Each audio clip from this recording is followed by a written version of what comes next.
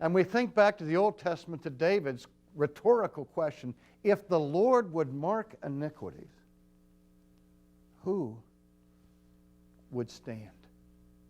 And it's rhetorical because the question is obvious, that the answer is no one.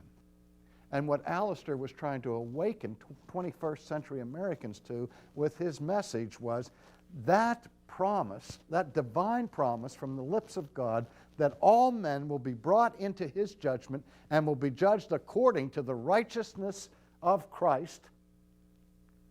And those who are found wanting will be sent into the abyss of hell, is a doctrine that the church doesn't believe anymore. Because if it did believe it, it would preach it. And if it did believe it, justification would be just as much a theological issue today as it was in the 16th century. You see, if you're going to understand the upheaval that came about in the 16th century, you have to understand that the church in the 16th century believed in a last judgment. The church in the 16th century believed in the wrath of God.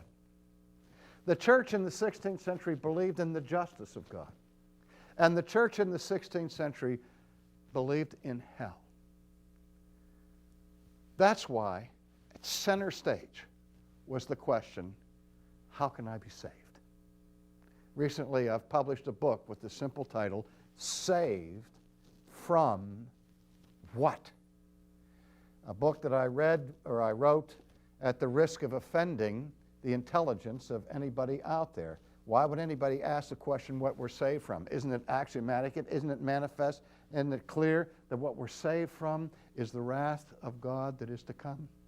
I would think it would be axiomatic, but it's not. People are now saying what I'm saved from are bad habits, addictions, social failure, psychological deficiency, broken relationships, and all the rest.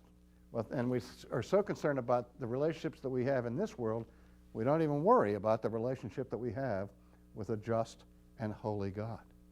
But what the Christian faith is about in the first instance is not the restoration of human relationships, although it cares very much about human relationships. In the first instance, it has to do with the repair of our relationship to God. And so at the center is the question, how can a sinner escape the judgment of God? How can a sinner possibly be accepted by God in God's judgment and justification?